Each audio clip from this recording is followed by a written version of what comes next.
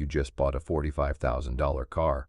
Cash, financing, whatever, the point is you own it. The title is in your name. It's sitting in your driveway. You paid for the metal, the leather, the electronics, the heated seats, the whole thing. You get in on a freezing January morning, press the heated seat button, and nothing happens. Not because it's broken.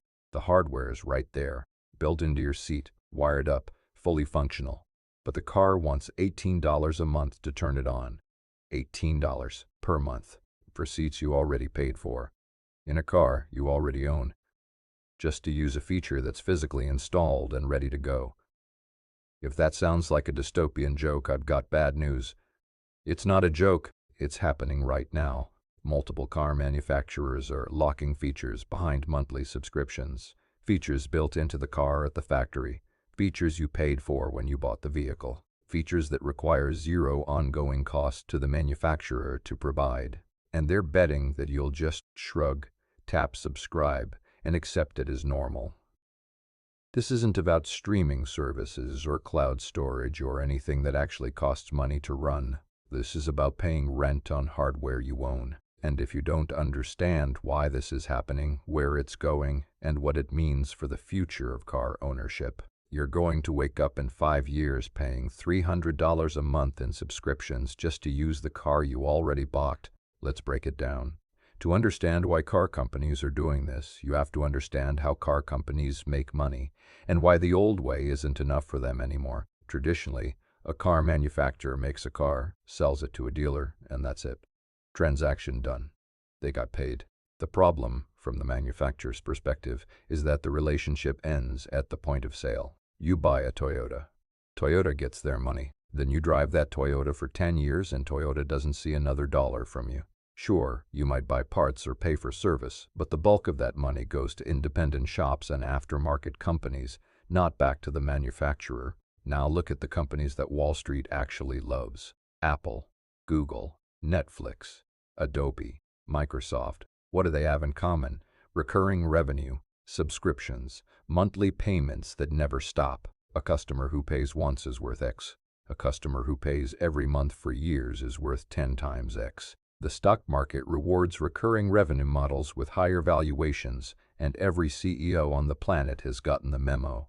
Car companies looked at this and had a collective realization: we sell a product that people use every single day for years. Why are we only getting paid once? And just like that, the subscription model entered the automotive industry. Not because it's better for you, because it's better for their quarterly earnings report. The car itself becomes a platform, not a product you buy, a platform you subscribe to. Like your phone, except it weighs 4,000 pounds and you're still making loan payments on it while also paying to unlock the things inside it. Let's go through what's actually happening right now, because some of this sounds too stupid to be real. It's all real. BMW made headlines when they launched a subscription for heated seats in certain markets. The hardware, the heating elements, the wiring, the controls is installed in every car at the factory. But to actually use those heated seats, you had to pay a monthly fee. They also offered subscriptions for heated steering wheels, adaptive cruise control features, and their driver assistance packages. The backlash was significant, and BMW has walked back some of these in certain markets. But the infrastructure is built, and the intent is clear. They tested the waters. They'll be back. Toyota started charging a subscription fee to use the remote start function through their key fob on certain models. Not through the app, through the physical key fob that comes with the car. The car has the hardware. The key fob has the hardware. But the signal routes through a connected services module, and Toyota decided that module requires a subscription. You press the button on your key fob, and if you haven't paid, nothing happens. For a feature that worked without a subscription on the previous model year, General Motors has been building out a subscription ecosystem across their brands. OnStar has always been subscription-based, which at least makes some sense because it involves satellite connectivity and call centers. But GM has expanded into subscriptions for features like Super Cruise, their hands-free highway driving system, and various connected services. Some features that were previously included with the car for the first few years now have shorter trial periods before the paywall kicks in. Tesla charges a monthly subscription for their full self-driving package. or you can pay a large lump sum up front. Their premium connectivity subscription unlocks live traffic visualization, satellite view maps, video streaming, and other features. The car has the cellular hardware either way. You're paying for data access and software features. Mercedes offered a subscription that literally unlocked more performance from their EQ electric vehicles. The hardware, the motors, the battery, the inverter was already capable of more power. But the car was software limited, and you could pay a yearly fee to unlock the full output. You're paying to remove a restriction that was artificially placed on hardware you already own.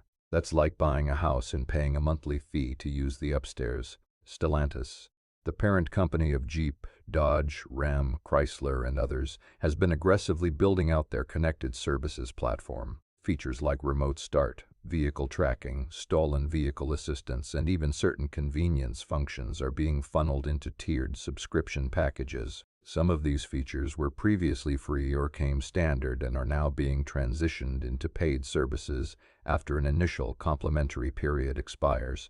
Volkswagen and Audi have explored subscription models for their driver assistance suites and connected features in certain markets. Navigation updates, real-time traffic data, and online infotainment features are being structured as subscription services. Even functions like automatic high-beam control have appeared on subscription menus in some configurations. Ford has been somewhat more cautious, but their Blue Cruise hands-free highway driving system carries a subscription fee after an initial included period. The sensors, cameras, and processing hardware are built into the vehicle. You're paying for software access and map updates, but the core functionality is hardware-based. It's not just premium or luxury brands. This is moving downstream into mainstream, affordable vehicles. The car that a 20-year-old buys for $28,000 might come with subscription requirements that add $100 or more per month just to use features that would have been standard equipment 5 years ago. The democratization of the subscription model means it's not just a rich people problem. It's an everyone problem. Here's an angle that doesn't get enough attention. Car subscriptions and car insurance are starting to merge in ways that should concern you. Several insurance companies now offer usage-based insurance programs where your premium is calculated based on how you actually drive. That sounds reasonable on the surface. Safe drivers should pay less. But the data these programs use comes directly from your connected vehicle. Your car reports your speed, braking behavior, cornering forces, time of day you drive, distance driven, and more, all transmitted through the same connected services infrastructure that powers your subscriptions. Some manufacturers are getting into the insurance business directly. Tesla already offers its own insurance product in multiple states, using data collected from your vehicle to set premiums in real time. General Motors launched OnStar Insurance, which uses driving data from your car's built-in telematics. The manufacturer that sold you the car, collects data from the car, and controls the software on the car, is now also your insurance provider. This creates a closed loop where the manufacturer profits at every stage. They sell you the car, they charge you subscriptions for features, they collect your driving data, they use that data to sell you insurance.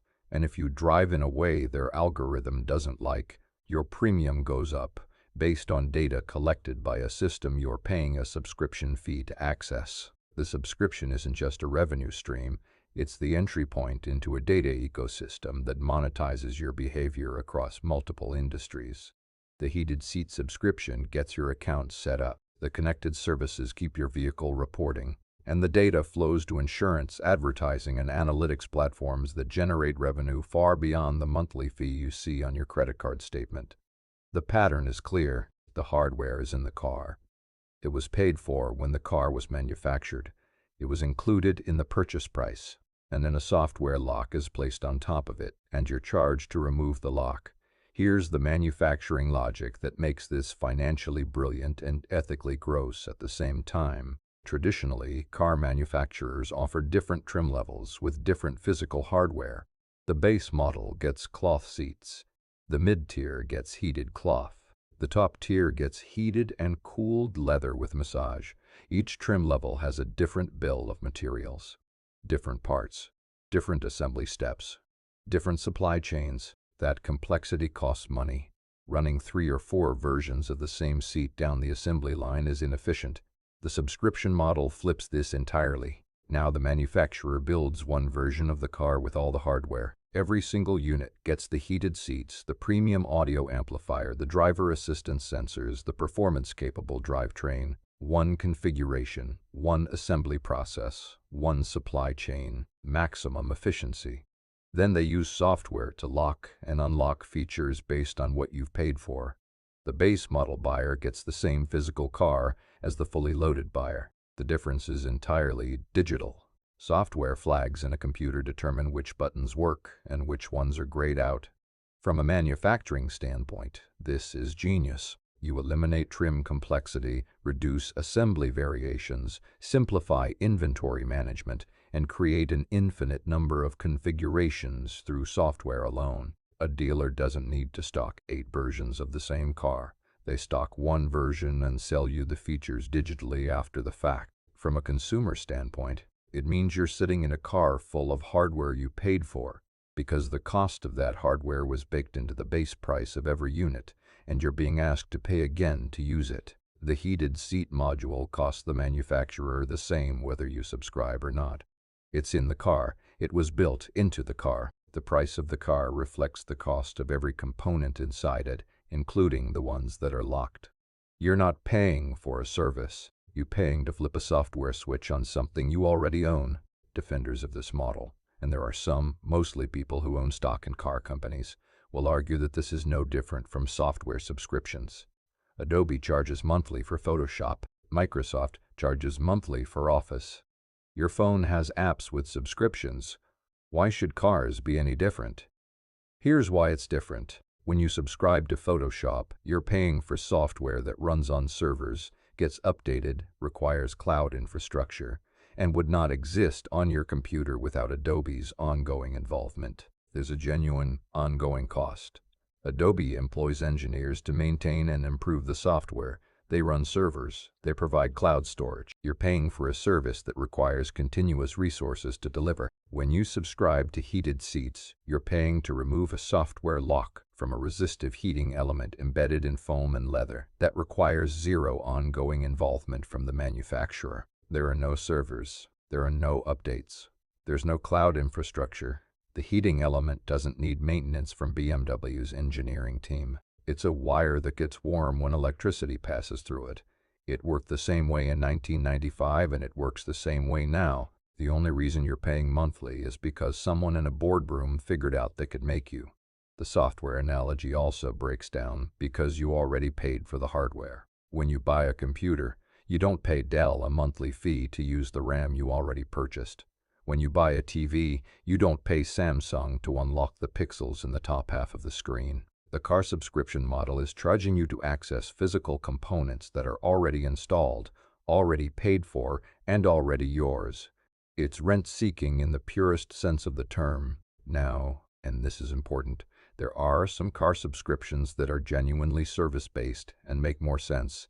Anything involving cellular connectivity has real ongoing costs. If your car streams traffic data, provides Wi-Fi hotspot capability, enables remote app features through a cellular connection, or connects to a call center for emergency services, there are server costs, data costs, and infrastructure costs. A subscription for those features is more defensible because the manufacturer is actually providing an ongoing service that costs them money to maintain. The problem is when manufacturers bundle the legitimate connected services with hardware locks to make the whole package feel normal. You're already paying $15 a month for connected services. What's another $18 for heated seats? That's the play. Normalize the subscription relationship first with something defensible, then layer on hardware lock fees once the habit is established. There's another layer to this that most people don't think about, and it might be the most important one in the long run. Subscriptions aren't just about the monthly fee. They're about the data. When you subscribe to a car feature, you create an account. That account is tied to your vehicle. Your vehicle is connected. And now the manufacturer has a direct, ongoing digital relationship with you, one that generates data continuously. They know when you drive, where you drive, how often you use certain features, what temperature you set your heated seats to, when you use remote start, how aggressively you brake, what routes you take to work. That data is enormously valuable. It can be sold to insurance companies who use your driving behavior to set your premiums. It can be sold to advertisers who know exactly where you go and when. It can be used internally for product development. It can be shared with cities and municipalities for traffic planning. It can be analyzed to predict when you'll need service and route you to the manufacturer's preferred service center. The subscription model creates a data pipeline, and that pipeline might ultimately be worth more than the subscription fees themselves. The $18 a month for heated seats is almost a cover charge. The real product is the continuous stream of behavioral data you generate every time you drive. Some manufacturers are already building advertising capability into their infotainment systems. Imagine this. You're driving, your car's navigation knows you're low on fuel, and a pop-up ad appears on your dashboard offering you a discount at a specific gas station chain that paid for the placement. That's not science fiction. The infrastructure for it is being built into connected cars right now. Subscriptions normalize the idea that your car is a connected platform, and connected platforms eventually serve ads every single time. It happened with phones. It happened with TVs. It happened with the internet. It will happen with cars. Here's where things get legally interesting. You bought the car, you have the title, you own the physical vehicle, but do you own the software running on it?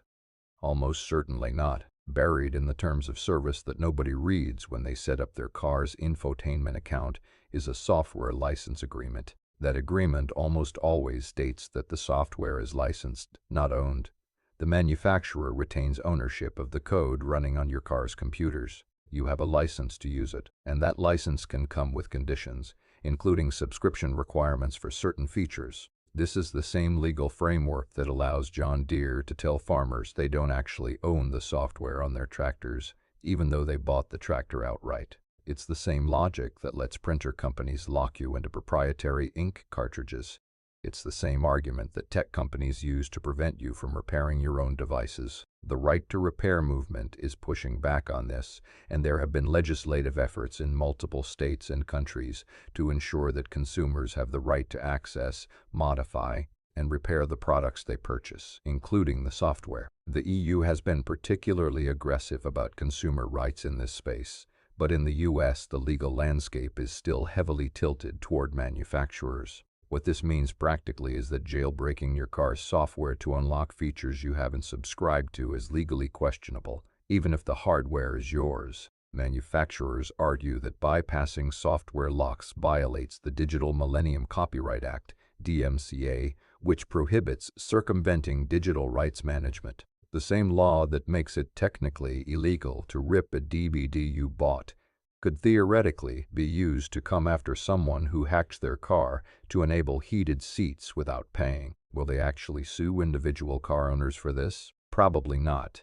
The PR would be a nightmare. But they could void your warranty, disable features remotely via over-the-air update, or flag your vehicle in their system. The power dynamic is entirely in their favor, and the legal framework supports them, for now. It's worth noting that an aftermarket and hacking community is already forming around this exact problem. Forums and online communities are documenting methods to unlock subscription-locked features on various vehicles. Some are software-based, modifying configuration files or flashing custom firmware to the car's control modules. Others are hardware-based, installing third-party modules that physically bypass the manufacturer's software locks. The manufacturer response has been to make this harder with each generation. Encrypted software, secure boot chains, tamper detection. The same cybersecurity tools used to protect against malicious hacking are being deployed to prevent you from unlocking features on a car you own. The manufacturers frame this as security. Critics frame it as digital control over physical property. Both are technically correct, which is what makes this so complicated. Some independent shops are starting to offer subscription unlock services, particularly for popular models where the workaround is well documented. This exists in a legal gray area that varies by jurisdiction. In the EU, stronger consumer protection laws give owners more rights to modify products they've purchased. In the US, the DMCA casts a wider and more ambiguous shadow. The legal fight over who really controls the software in your car is going to be one of the defining consumer rights battles of the next decade. Over-the-air updates are one of the coolest and most dangerous developments in modern cars. The concept is simple. Your car is connected to the internet, and the manufacturer can push software updates to it remotely, just like your phone gets iOS updates. The benefits are real. Bug fixes without a dealer visit. Performance improvements downloaded overnight. New features added after you've bought the car. Tesla has famously improved braking distances, added new autopilot features, and even increased range through over-the-air updates. That's genuinely impressive and consumer-friendly, but OTA updates also give manufacturers unprecedented control over the product after you've bought it. They can add features, they can also remove them. They can change how systems behave. They can introduce new subscription requirements that didn't exist when you purchased the vehicle. They can disable third-party modifications. They can enforce software locks more aggressively. Imagine buying a car with a specific set of features, and 6 months later an update changes or restricts one of those features unless you subscribe. This has already happened in small ways. Tesla has remotely disabled features on used cars that were purchased from secondary buyers, arguing that the subscription was tied to the original owner's account, not the vehicle. You buy a used Tesla with full self-driving, and Tesla remotely removes it because the subscription wasn't transferred. The hardware is still in the car, the software just got switched off. Dota updates turn your car into a living product that can change after you buy it. That's exciting when it means your car gets better over time. It's terrifying when it means your car gets more expensive over time, or your car loses features because the manufacturer decided to restructure their pricing. The car you drive off the lot is no longer necessarily the car you'll have in a year. The manufacturer can reach into your vehicle at any time and change what it does. That's a level of post-sale control that has never existed in automotive history, and the implications are enormous. Subscriptions also create a weird problem for the used car market. When you sell a car with subscription-locked features, what exactly is the buyer getting? If the heated seats, performance modes, driver assistance features, and remote start are all tied to subscriptions, and those subscriptions don't transfer with the car, the used buyer gets a vehicle full of dormant hardware they have to resubscribe to use. The car loses tangible value because features that should be permanent are actually temporary. Or consider this: you paid for a lifetime subscription to a feature. You sell the car. Does the lifetime subscription follow the car or follow you? Manufacturers are inconsistent on this, and the answer often favors the manufacturer. Some lifetime subscriptions are tied to the original owner's account, not the VN. So lifetime means your lifetime of ownership, not the car's lifetime. The next owner starts from zero. This creates a used car market where two identical vehicles can have completely different feature sets based on what the previous owner subscribed to, and where the buyer might face hundreds of dollars in monthly subscriptions just to access features that are physically present in the car. It devalues used cars and pushes more revenue to the manufacturer long after the original sale, which is, of course, the entire point. The most insidious thing about car subscriptions is how gradually they're being introduced. No manufacturer walked out on stage and said, "Starting today, everything in your car requires a monthly payment." That would cause a riot. Instead, they're doing it slowly. One feature at a time, one model at a time. Testing the waters. Reading the backlash. Adjusting. Trying again. First it was connected services. OnStar, remote app features, Wi-Fi hotspot.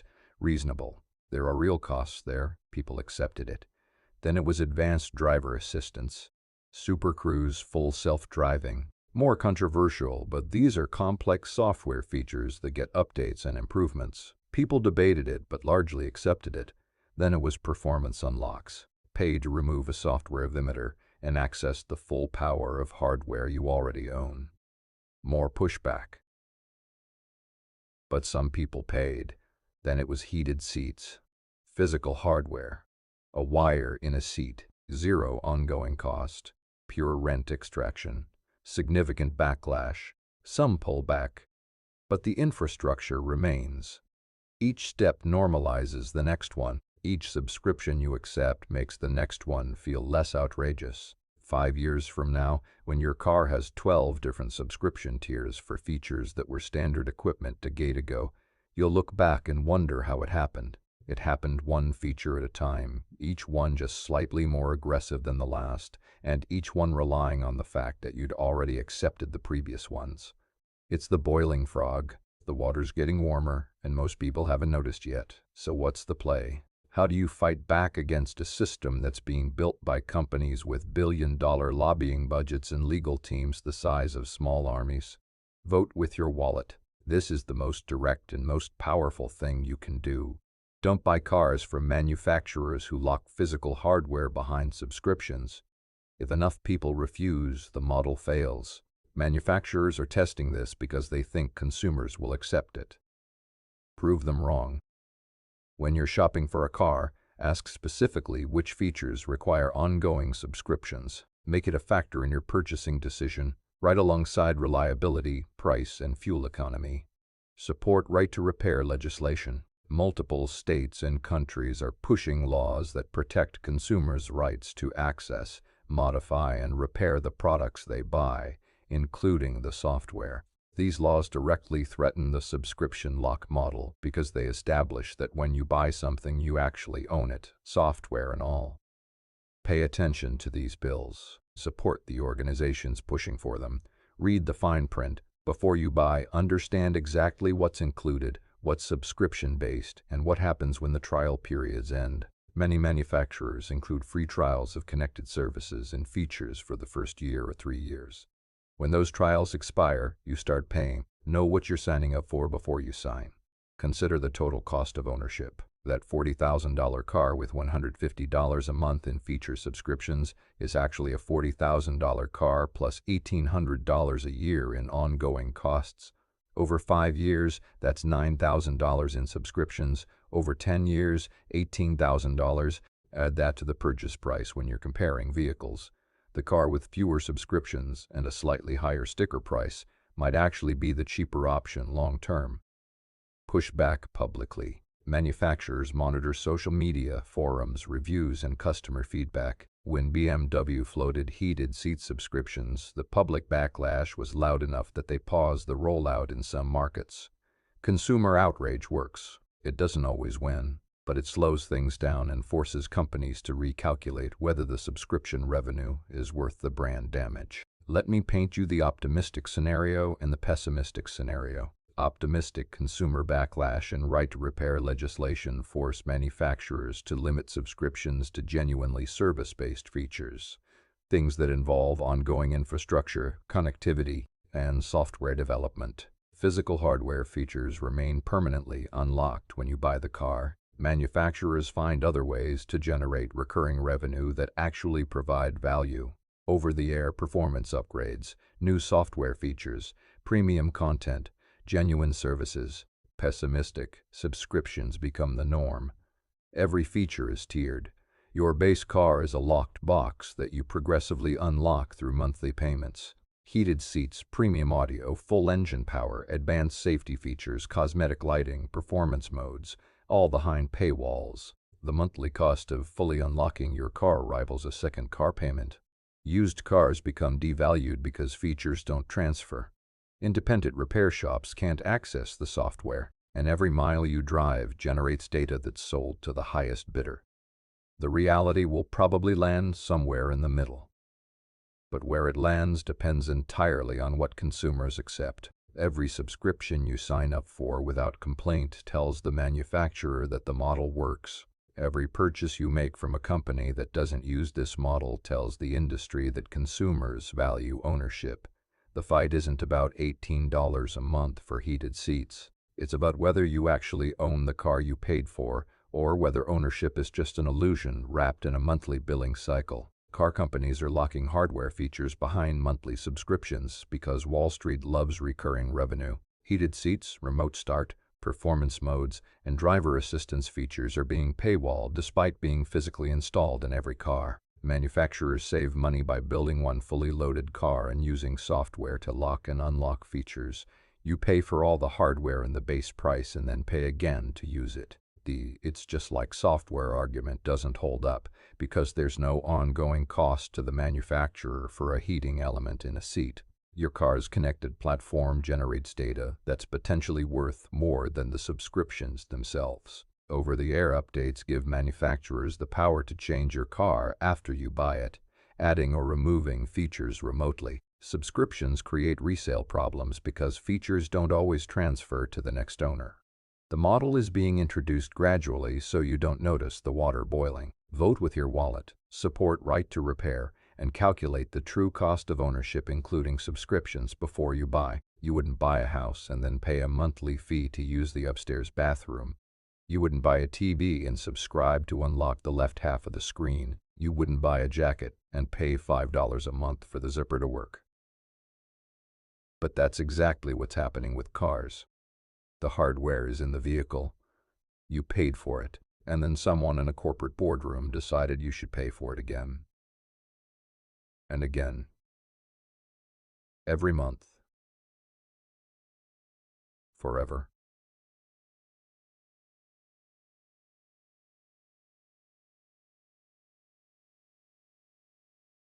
This isn't about being anti-technology. Connected services can be genuinely useful. Software-defined vehicles have real potential to improve the ownership experience. But there's a line between adding value through technology and extracting rent from hardware you already own. And the automotive industry is sprinting past that line like it doesn't exist. The only thing that stops this is you deciding it's not acceptable, not posting about it, not complaining about it, actually not buying it. Money talks, tweets don't. If subscription-locked cars sit on lots while competitors that don't pull this move sell out, the model dies overnight. That's how markets work. If this video opened your eyes to the subscription creep happening in the car industry, hit like. Tell me in the comments which subscription feature pisses you off the most. I already know heated seats is going to win that poll. And subscribe to the channel, which is ironic, I know. But at least this subscription is free, and I'm not locking your steering wheel behind a paywall. Later.